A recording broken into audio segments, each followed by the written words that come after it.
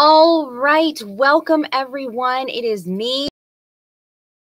Oh, I just removed myself. You know, I'm trying to do all this stuff at the same time. Thank you for joining us for this edition of Parent to Parent. And I am excited about this one. Here we go. I'm trying to see if I'm in the middle. There we go. I'm excited about this because if you're watching this, well, we're trying to talk about not having screen time, but not specifically for adults, more so for children. Because let me tell you, as a parent of a 3-year-old and 6-year-old, both, I think the 3-year-old started at 1 year old. Yes, because, you know, you just hand them the tablet because it's kind of like a semi babysitter while you try to get things done and all of that. Unfortunately, it's just kind of been ingrained in parenting for a lot of parents. And so I hear that all the time, like my kids on YouTube all the time or video games, just so many things, especially with the pandemic. There was a lot of staying at home and everything. I was looking at the American Heart Association, and they were saying how limiting your screen time is important, but I'm always asking like how much. And they say usually 5 to 8-year-olds spend almost 3 hours a day watching TV and using smartphones, tablets, or other devices. And a Nielsen survey in 2017 showed, with more than 4,000 parents, showed about 1 in 5 10-year-olds had their own smartphone. Wow. Actually, my 3-year-old asked me when she was getting her phone, and I was like, well, it's going to be some time. Anyway, there's a lot of health issues that are actually related to screen time in your child, and you might not see that now, but it might lead to something later on in adulthood. So I have my friend, Dr. John Higgins, who you see all the time on Fox 26. He's our good friend, and I was like, we got to know what's going on. He's a cardiologist, like the best one ever. And I have to say, you know, we always talk about screen time. It's not a good idea. It's not, but I feel like if parents don't know what the effects it would be later on for their child, it's so important to convey that. And I'm just going to tell you what I saw in the study. I have no medical background, but I'm sure you can attest to this, but it's the left ventricle actually getting heavier, which is a strong predictor for the adverse heart effects in childhood. And this study was done abroad. So I wanted to get your take on the correlation between the two, Dr. Higgins. Oh, absolutely, Rashi. So in terms of talking about numbers, Rashi, I like the number that if someone is 10 or younger, probably should limit their screen time to about an hour a day. And if they're older than 10, 11 to 18, probably about 1 to 2 hours a day. So those appear to be reasonably safe. Okay, so what happens if you overdo it?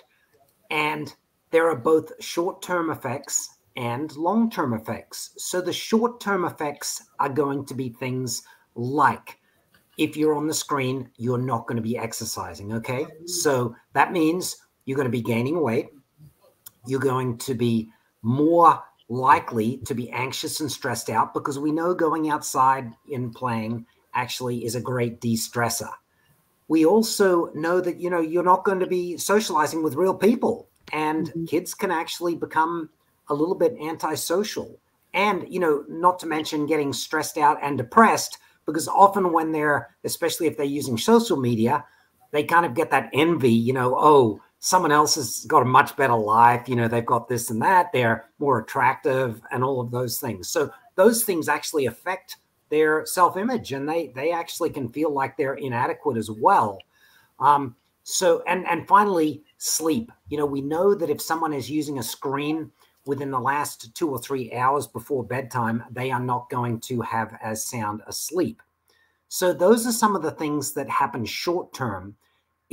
This study is highlighting some of the things that can happen long term, Rashi. Now, it's building on some other studies. We do have another study that came out actually just a couple of months ago, and what they actually found is the magic number seems to be about 2 hours. So those kids, children and adolescents that are on the screen for 2 hours or more have significantly higher systolic blood pressure. So that's the top number. in the blood pressure. Like if someone's 120/80, that's the 120.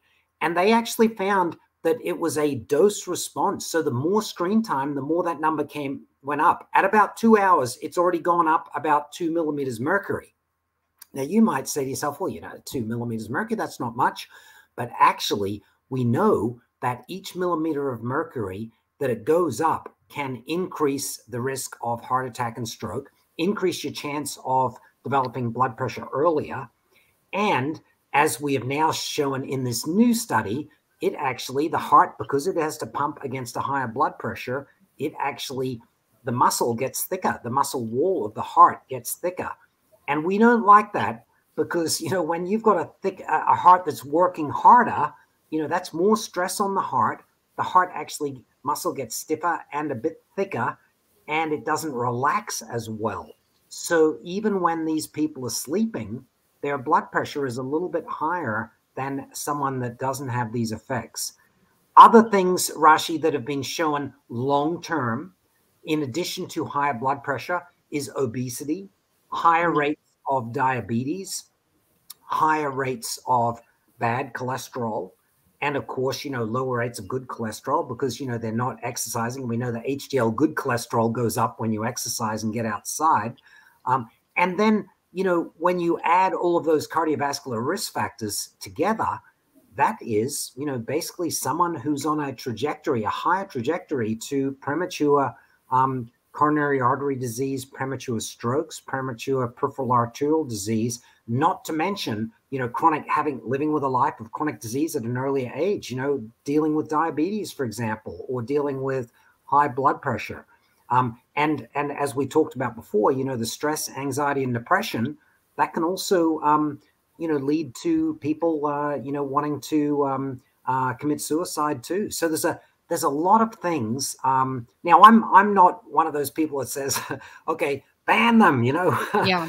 Can't. I think, my daughter's 8 and young like your daughters, and there are some really, really good things they use at school that she likes to do and that are kind of fun and have gotten her interested, for example, in math and reading, etc., and learning new words. So I am all for that.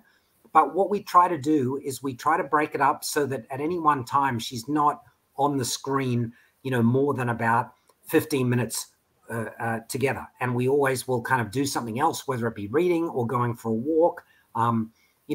We also do things in our house like we don't have television during the week. That we can only watch television on like Friday nights and Saturdays with my daughter. And we limit, she's allowed to pick one program. And we also, we have some fun, but we also do some documentaries.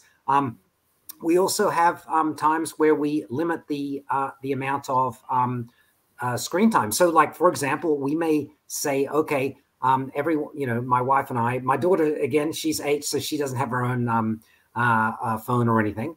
But we sometimes, when we will go out, or we'll just say, okay, tonight, we're not doing, where everyone's going to put their smartphones and screens away, and we're not going to use any type of media or disconnect, essentially disconnect. And I know there's a bunch of families that have followed this. Some people do a screen-free day, sometimes once a week or sometimes once a month, where they completely disconnect from everything, television, media, and then they just plan activities, let the kids pick activities that are fun, in outdoors and not involving anything to do with screens.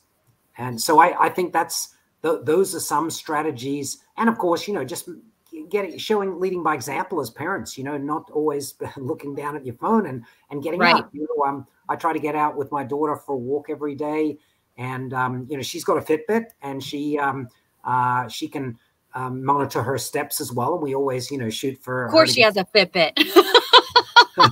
What's your heart rate? What are you doing? Exactly. Cardiologist, right? Cardiologist's daughter. I gotta know what's going on. But we do also use it, Rashi.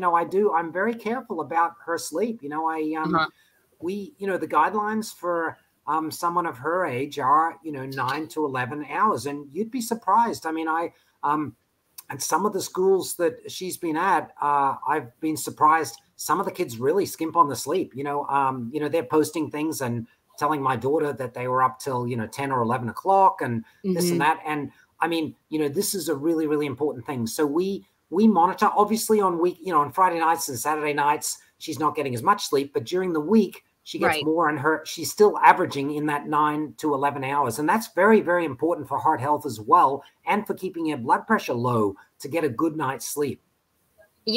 One of the challenges that I think a lot of parents have, because it's so hot in Texas and especially Houston. So my son's in baseball, and his practices and his games are at night, and it's like 7 to 9. And like tonight he has a game from 7 to 9. And I'm like, he's not getting into bed until 10:15, just because it's so hot for the kids. And mine's in baseball, but I'm sure there's other outdoor sports where, these little kids are having to do that. And it's like, as a parent, I often struggle because we know the next morning it's going to be rough, and it kind of sets them up to, I mean, you can't have them take a nap right after school, so it's kind of like, do patients come to you with that issue, or what do you suggest they do?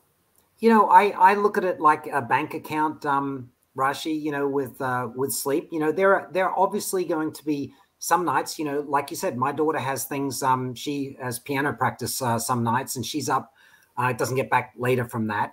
And then other nights she's home early, but it goes up and down like this. And I think the main thing is, if you can have that average still within what we consider as the safe zone, I think that's okay. And, the kids know it too. I mean, they know the next day, I mean, when my daughter's been up late and at school the next day, she'll come home and she'll say, oh, I, was a bit tired, or I was, not able to focus as well. So they know it's affecting their performance as well. You do the best you can, Rashi. I mean, when we have those late nights, we have everything all ready to go, as soon as she gets home, change, clean the face, teeth, in a bed, and we don't do it, we just do a very, very short, like less than 5 minute story, and then it's lights out, so whereas other nights we're just saying the story on the way back in the car. Exactly. And sometimes when we're lucky, she may even fall asleep in the car and just carry them up. Let sleeping children lie. Yeah, I know. I always think about this because, like, if I drop my son off to school or something, everyone's so sweet, so nice, so kind at, the elementary level. And, we care so much about what they're eating, what they're on time, if they're sleeping, if they're getting enough sleep, all that. And I'm just like, where does it get lost as you go into adulthood? Because we stop caring as, like, we come home from a late night, we're going to stay up and watch TV for an hour and a half, or maybe grab something to eat. It's like, I just wish parents would also try to find the time to take care of themselves, just like they're trying to take care of their kids. Right. I mean, because, basically you're, the burning the candle on both ends, Rashi. You can't, you can do it for a little while, but, over time that accumulates and has an effect on the parents. I mean, they're stressed out. Their blood pressure is going up. And so it's really, really important. You make a good point there, Rashi, for the parents also to do some of those things. And that's why I think if you can, win-win is if the parent can do something with the kid that whether it be, going for a walk or, doing something that's kind of fun, is relaxing, that where, that they're going to be happy and they're going to be potentially getting some steps or doing something away from screens. And there are so many really, really good things to do. I mean, right now, during the day, we're a little bit limited to indoor things because of the heat. But, as it cools down, we can do more outdoor things and later on. But I think if you, as parents, I think it is important to not only set a good example, but, show your kids, I want to spend time with you, and I want to do things that are healthy together. And I think that will set up the idea with the kid that these things must be really important because mommy and daddy are doing them, with me.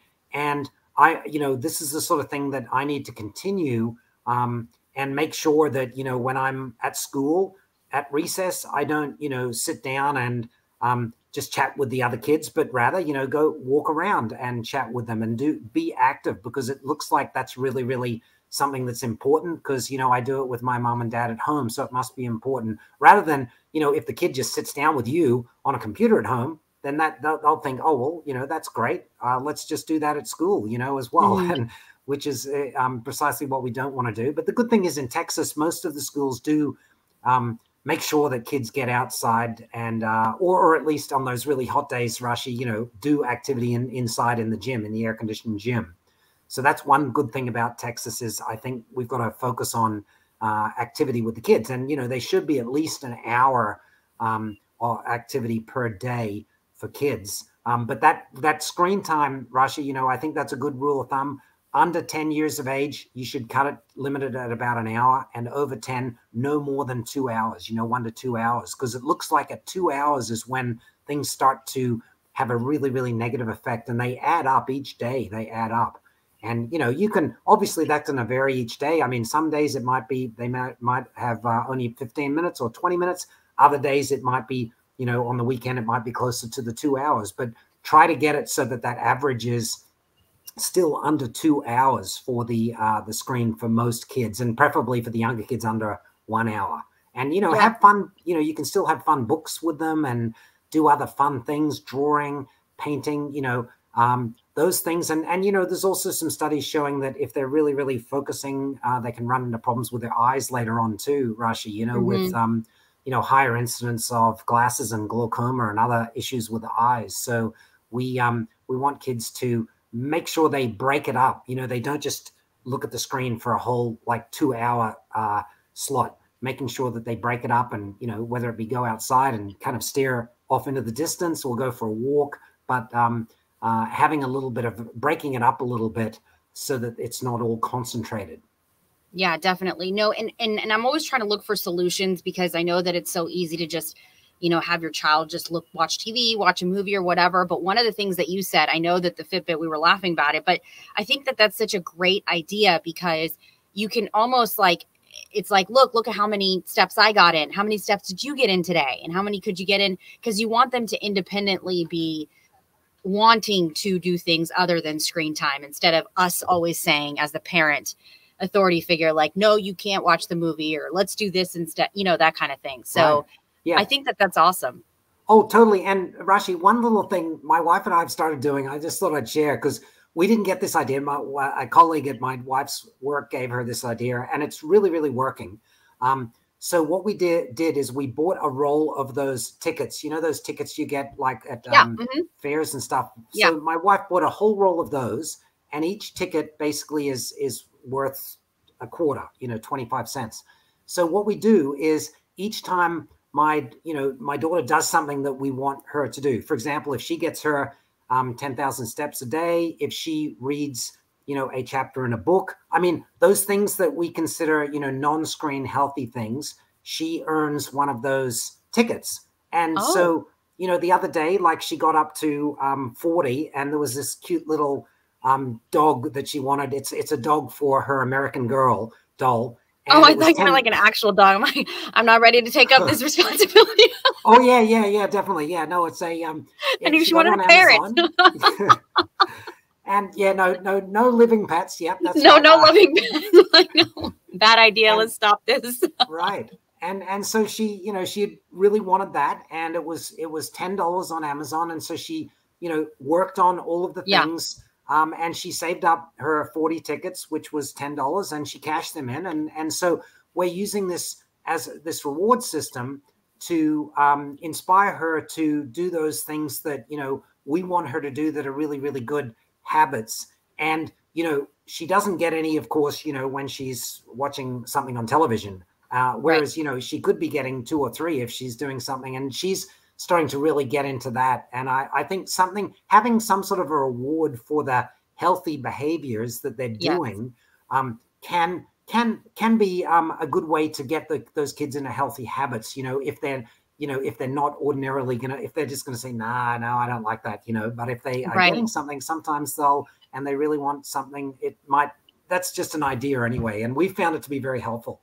No, that's great. And I think that, you know, at first I was like, why do we reward our kids? Like, you're supposed to just do this anyway, you know, but I've also found that, we have like with the Tooth Fairy, found that when you give money, then you kind of like also kind of instill the value of money and getting your own things and stuff.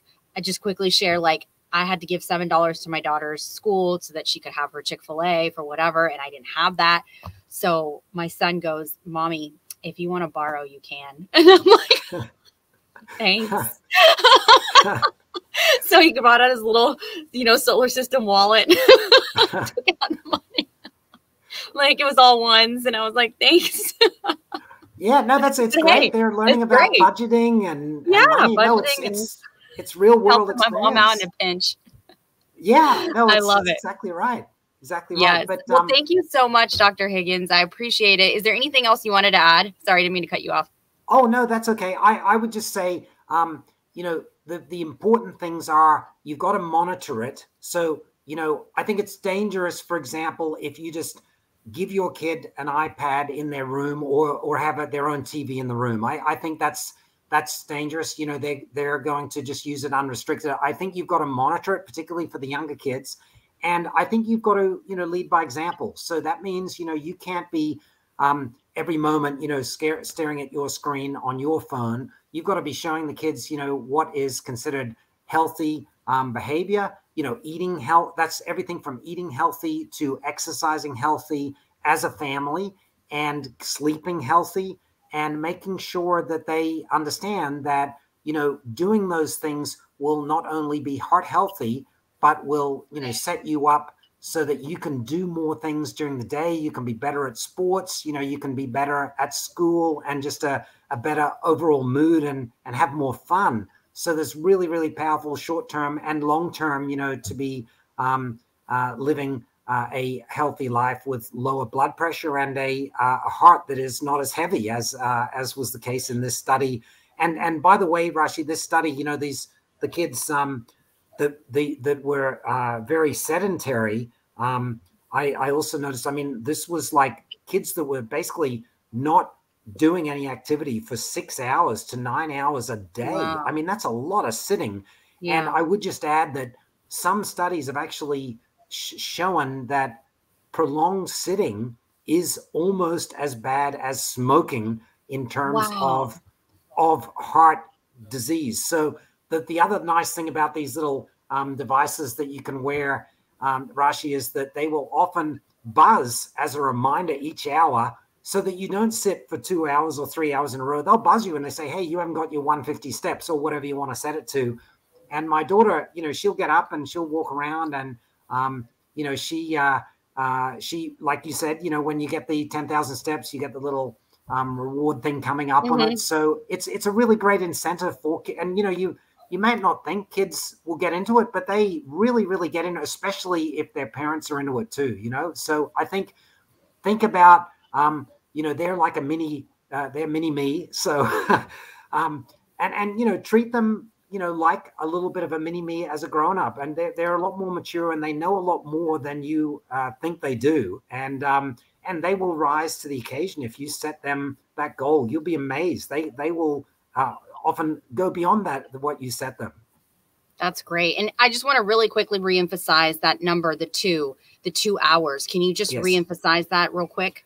Yeah. So, again, under 10 years of age, kids should have no more than 1 hour screen time. And, 10 to 18 in the middle and high school, they should have no more than 2 hours, because it appears that once they hit that 2 hours of screen time per day, and it doesn't matter what it is, whether it's television, whether it's smartphone, whether it's video games, once they hit that, their blood pressure goes up, exponentially and significantly.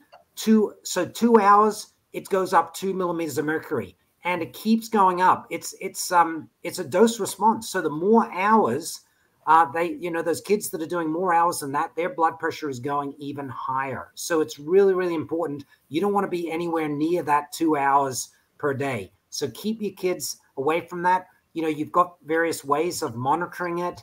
Most phones now will have a monitor of screen time. Start using it and start checking it out. You'll be amazed. You think your kids are not doing a lot of screen time? Trust me, often the number is a lot more than you think. And even check yourself as well. When I started checking my screen time, I was shocked. I didn't realize how much screen time that I was spending. And I removed myself from several of my social media apps, and that was able to cut me down my screen time significantly. So, think about that for both yourself and your kids. It's really, really important. And 2 hours is the deadly mark. So stay under 2 hours at all costs. Per day. Yes, definitely. Yes, 2 hours per day. All right. Okay. Well, thank you so much, Dr. Higgins. I appreciate your time. And hopefully we'll be talking to you pretty soon. Fantastic, Rashi. And right now, I think I'm gonna go for a walk with my daughter. Well, look at that, because this has been a lot of screen time. That's right. All right, I appreciate it. Well, thank you all for joining us for this edition of Parent to Parent. And please do make sure that you watch us on Fox Local as well as fox26houston.com. And also, we're all over the place, YouTube. And we will talk to you soon. Thanks so much. Bye.